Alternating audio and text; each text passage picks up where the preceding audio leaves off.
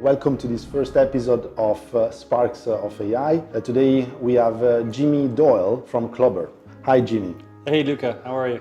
I'm good. Thanks for joining today. No problem at all. So we would like to understand a little bit more about yourself. So can you tell us, what you're doing, what you've been doing so far, where you're coming from? Yeah, so I suppose I guess I registered this morning for the vaccine, so that'll give you an idea as to what my age is right now. I've been in the technology industry for close on 25 plus years at this stage. Most of that was spent at Microsoft, and then more recently I've decided to go and set up my own business, which I guess we'll talk more about. Interesting. So let's start from Microsoft. What do you do there? Microsoft, so obviously a long story. I started there just in early 95, which was around the time of Windows 95 launch. So I guess you got to remember that's a time prior to, there was no such thing as Google then. There was no such thing as social networks. You can imagine it's a very different time in terms of technology. AI was not anything at that point either. So it was a different world. And in fact, when I started, it was really, Dublin was all about localization. Right. And that was kind of the culture of the company at the time, was localization was outsourced in Dublin, and Microsoft in HQ had all of their core development happening there. Right. And the early days messages when I started out, funny enough, an Italian guy was one of my initial bosses who learned me a lot, taught me a lot. But one of the things he kept telling me all the time was, look, Jimmy, they're never going to take development out of the US. You're never going to get it. And so that was probably some of the fuel that kept me going for many years, where in my DNA, I suppose, I'm like, when somebody tells me that can't be done, I'm typically trying to figure out a way to make it happen. So you've seen 25 years of Microsoft, and I imagine that you can at least see 2 or 3 different phases. One of them is certainly, transition to cloud, and then prior to that there was, different operating systems, different apps. So how your work evolved in the last phase, which is the transition to cloud? Yeah, I suppose in the early days, obviously, as I said, Windows 95, Office 95, it was all physical disks. And so back in those days, you were installing the product. It was like 25, 30 physical disks that you installed in your machine to actually install the operating system and Office. And so then obviously fast forward to recent times when we moved to the cloud, it's just, there's a total different mind shift in terms of how you do everything, right? And so starting out from, back in those days, because of the nature of, this physical install, it was just a cycle of every 2-3 years, you did an update of the product. And so everything was geared towards big bang approach and these massive planning exercises, and then all of this time and energy put into plans and throwing away plans and redoing them and testing, and everything had to be done to the nth degree because you just couldn't have any mistakes because there was no way to make an update. So that was really cloud, great enabler of technology, right? Because with the cloud a lot of things happened, and one of them I imagine is that embracing AI is made possible by the cloud. Totally. Yeah. So tell me a little bit more now about this, about maybe how the cloud or the transition to the cloud helped you deciding it was a good idea to move on. And so I was lucky, I suppose, in Microsoft in that I worked in a number of different teams over the years, but they were all small divisions. And so that gave me the flexibility to try to do a lot more end-to-end. So I was like a startup almost inside in the large corporate. Right. And so suited my style, but also helped me to learn a lot over those years in terms of end-to-end. Whereas people, my colleagues working in the larger divisions, they were all kind of penciled into some massive area in a larger cog, right? And sorry, they were in a small key part of that, but it was massive in terms of what was required for some larger area of Office or Windows. However, their scope of influence and their ability to see end to end was very narrow. Right. Whereas I had that luxury of seeing the breadth of everything. So I was working on the media space for, I suppose, the last number of years. And that was number one. The domain was very easy for AI to exploit. Yes. Because of the volumes of content that we were dealing with. And so by that, we just, there was no real option other than, of course, it was obvious that you had to start using AI. Okay. And so for that reason, I was just naturally brought into the scope and influence of what the possibilities of AI were and forced to learn it. And it was a great opportunity for me to understand better about the possibilities and where to go. And when did you actually decide that it was a good idea to start your own business. So what was that trigger? I suppose last summer, you know, in any large corporation, you have all of these transitions happening every couple of years. People call them the reorgs. And so there was one on the horizon, or one was happening last summer. And in parallel, you know, my other, I suppose, passion outside of work, and I suppose my real passion, if I'm honest, well, leaving aside my family, of course, in case my wife is listening in, is sport, and particularly Irish sports, the GAA. And so with the COVID situation last year, it opened up a whole new opportunity, and streaming started, and people started watching all levels of sport. Right. And I was just fascinated with what was happening there. Basically, the stars aligned in terms of there was this reorganization happening in the company, and an opportunity arose for me to exit. And then at the same time, there was this very interesting space evolving on the sporting side, which I had a lot of passion for. So I said, hey, why not? Let's try it. What does Clubber do exactly? So Clubber's idea, I guess, is threefold really, but for now we've two legs of the stool, let's say, in motion, or almost ready to go. So one part is we want the ability for clubs to self-serve and stream their own games.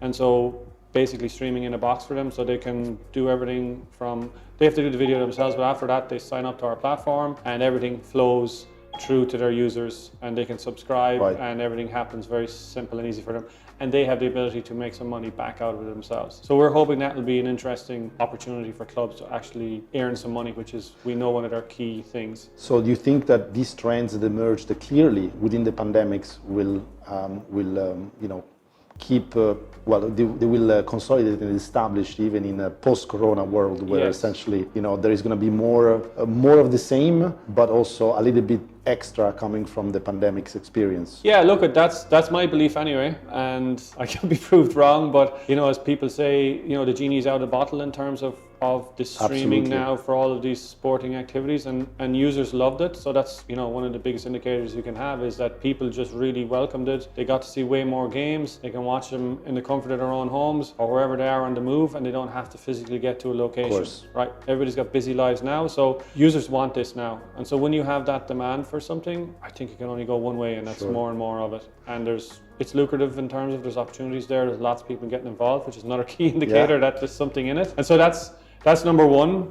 in terms of the Clubber suite, let's call it. So we call that ClubberTv. And then the second application we look at is called Clubber Coach, which is obviously where we are much closer aligned. And that's where, you know, my AI experience and background saw the opportunity to take the technology and bring it to a space that nobody's doing right now that we're aware of in sports. And we know that there's a lot of time spent, you know, slicing up videos and preparing materials in order to give teams the right way to look back on their games and learn and evolve. And so for us, I wanted to take that a step further in terms of using the AI to simplify and open doors for every team in the country to actually get access to this video analysis. But then the second key thing is we wanted to enable those clips for people to have a conversation between coaches and players so that they can discuss and share their opinions. And that for me is where I believe the real power of the application will be for teams and coaches as they adopt it. So in terms of AI, where do you think the biggest slice of value is? So where does this value comes from? You were mentioning the two legs of your business. So where do you think AI can create more value there? And sorry, actually, before I get to that one, I should answer my third leg of the stool for anybody listening. So the third leg of the stool is an ads product. So we're trying to create, I suppose, a hyper-local product whereby local advertisers who are interested in local games happening in their area will have an easy way to get out video, their business or whatever their opportunity is, and upload it onto any games that they want that they know are in their area. And so like a mini video advertising business. So that's something that will come later, hopefully, as we take off. Okay. But sorry, going back to your question, which you'll have to now remind me. The question was where do you think AI can create most of the value within your three use cases? Yes, yeah. So for me, and look, I suspect if we get scale and we get a lot of volume, and obviously the Irish sports is my main passion and that's where I want to start out with, but there's nothing precluding us from going after more sports and more geographies. And so That's hopefully the ambition longer term. But in terms of, so I suppose short answer is AI has the likely benefits for all of those three parts of the product. But the one that we are absolutely focused on right now is Clubber Coach. Yes. And the ability to figure out highlights of games in sequential fashion so that it's simple and easy for coach and players to walk through a game from those particular clips. Like, here's my puck outs, here's my scores, here's my turnovers, etc. And when they look at it from that lens and have it all sequentially done and the work is easy for them to do it, then there's no reason why every club shouldn't do it. And from the research I've done, I believe every club wants to do it, but like anything, they're amateur organizations, a lot of them, time is at a premium for people. And so when they think about, oh, how am I I've got to sit down and cut up this video for 3 or 4 hours, or find somebody else who's going to do it for every game. Then I have to figure out what pieces I take from it, and then I have to show it to the players, and there's no easy way for them to make it happen now. And so we hope when we show them what we have, and as we've done in trials with multiple clubs, their immediate reaction is, oh wow, it's so easy for me to do it now. Of course I want to use this. Okay. And what you mentioned, reactions from your customers. So what is the reaction from your clients when you show them, your AI-powered features? Yeah. So what do they trust it? Don't they trust it? How does it work? I guess there's been a variety of reactions, but the predominant one that I initially get from most clubs is because you're generally talking to, club representatives around the country who, in general, maybe don't have a technology background. So they hear about AI and they kind of have an understanding of what it might be, but typically don't interact with it day to day. Right. And so I suppose their first reaction when you tell them that, oh yeah, listen, we should be able to cut up all of these things into your GA game the way you want it, is disbelief, really. It's like, yeah, I don't think you can do it. Okay. And then when you show them and they're like, wow, they're just like, there's generally a gasp for a couple of seconds. They're like, oh wow, it does actually work. And so then you can see their facial reactions and their whole demeanor changes in terms of their openness to having a further discussion with you. Now they're like, oh wow, this guy actually is for real. So okay, excellent. So what I'm curious to know, what is your perspective now? Because we have been working together for a number of months now. I think 6 months, 6 months. So my first question is, what is your feeling? What is your reaction when you think about AI, and how do you feel about it? Are you feeling stressed out at the moment? Are you feeling excited about it? So what is the emotion that triggers AI? Excitement, for sure. Just the endless possibilities that I can see ahead of me. And so, like, my job is to get as many games, get as much data as possible. And then I just know the possibilities are endless in terms of where we can take this thing. Okay. And at the beginning of your journey, I mean, how did you decide that was, important for your business? What made you think that AI was important for your business? I just knew from the very start, having my experiences in Microsoft and seeing where, the search business, where the content business was evolving, just AI was transforming everything inside the company. And so I just knew that this is where it's happening. And obviously when you're inside in Microsoft and you're in somewhat of a bubble sometimes, but we were just surrounded by technology, and that's the belief of everybody in terms of where things were going. But then I could see that outside in all the other traditional businesses that are not affected by what Microsoft are doing, they just weren't there yet. But it's only a matter of time, in my opinion, where this is all just going to happen, and sports and all other industries will be transformed more and more through AI.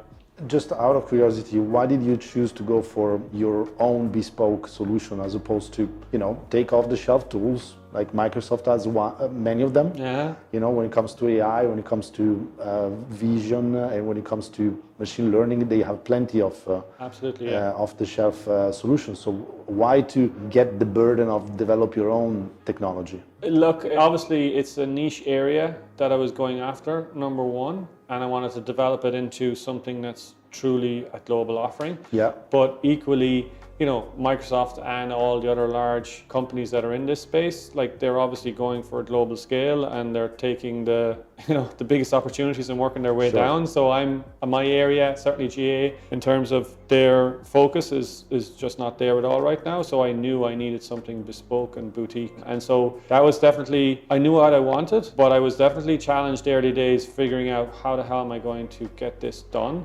But I knew I needed something bespoke and boutique. And so that was definitely, I knew what I wanted, but I was definitely challenged early days figuring out how the hell am I going to get this done. But I knew I needed something bespoke and boutique. And so that was definitely, I knew what I wanted, but I was definitely challenged early days figuring out how the hell am I going to get this done. And so my initial idea was I was going to try and do it myself and hire some people. I went around and spoke to a number of the universities who had dabbled in some of these areas and had a number of interesting prototypes and wanted to evolve it further. But just something I felt like I needed to take more control and ownership. And then I was talking to some of my colleagues in the startup space, and one of my good friends, Parsa, actually, I was asking him who he'd recommend, and from that day onwards, everything looked up. He recommended your name to me, Luca, and things have really worked out from there.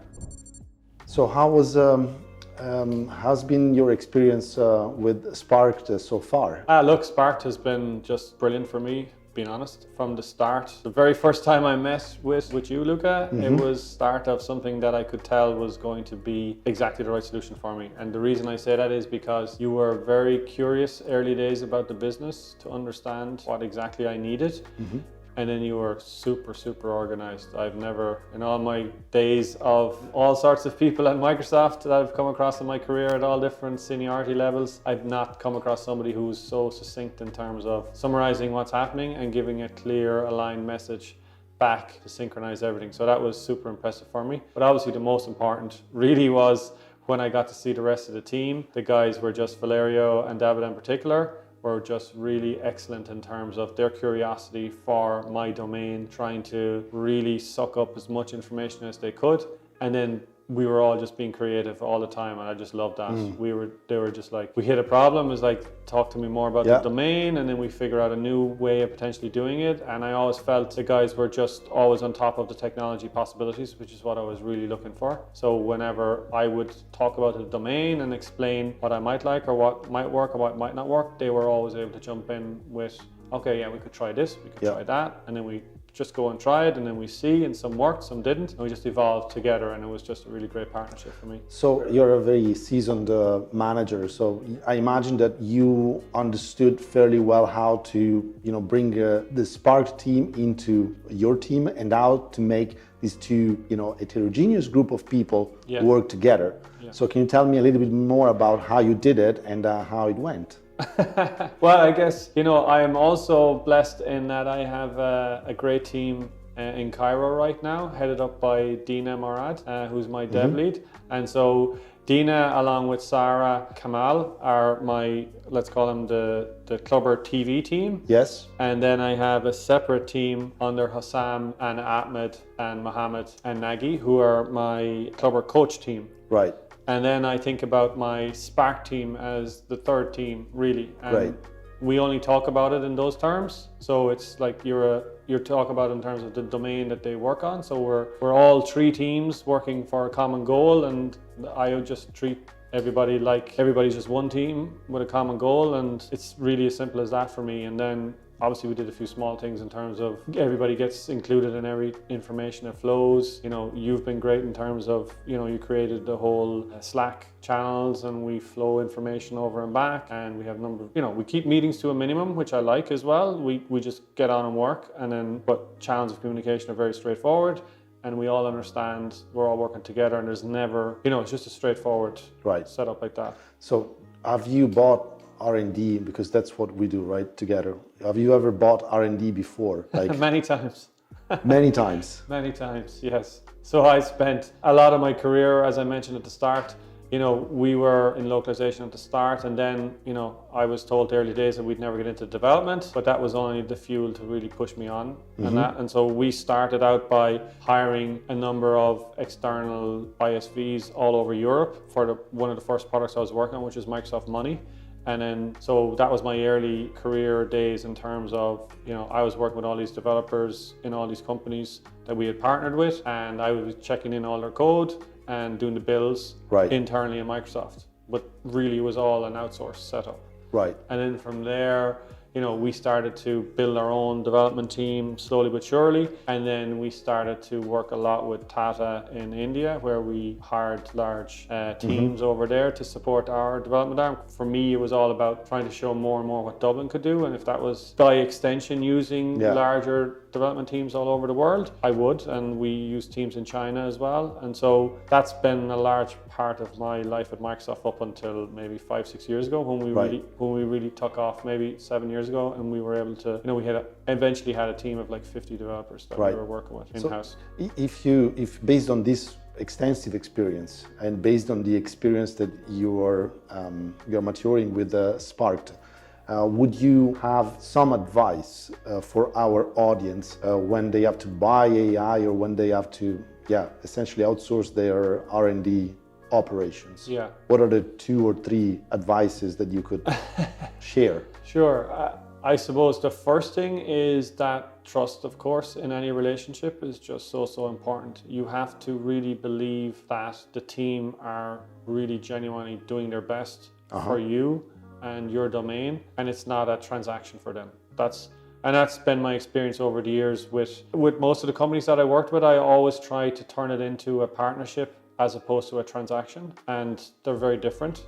Because if you don't, and generally people want to be in partnership in general, I would say, and it's up to you as if you call yourself the client, to open yourself up and trust that they want to be part of you and let them in, really. If you keep them at arm's length and don't provide the right information and don't trust them when they tell you that, well, this is possible, that's not possible, here's what's easy, here's what's not easy, we can't do it now, we can do it later. Those kind of trusts, that's what I mean by trust, is that you have to, and not think of yourself, if you think of yourself as a transaction and you try and be the big dog saying, oh no, I want this now, I need this week, or I have customers, I have to have this by tomorrow, and you're not listening to what they're telling you and why they can't do things. Anyway, that's my summary of trust in terms of how to really build the right partnership. So that would be the most important thing I would stress for anybody. Wonderful. Thank you for sharing that. So we're getting to the end of this very interesting conversation, and I would like to, with you, understand together what are the future perspectives of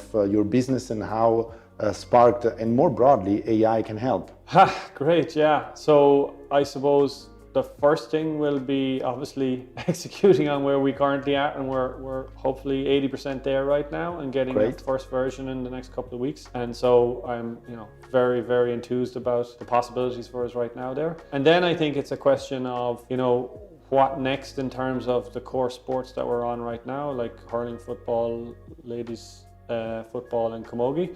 What are the next nuanced things that, as we learn and hear more back from real users using the product, that we can figure out how to evolve and tweak and make it even more cooler for people and just wow them more and more. Like, that's, I suppose, the business I want to be in, is where users come to our site or come to our application, and every couple of weeks they're like, whoa, this is cool.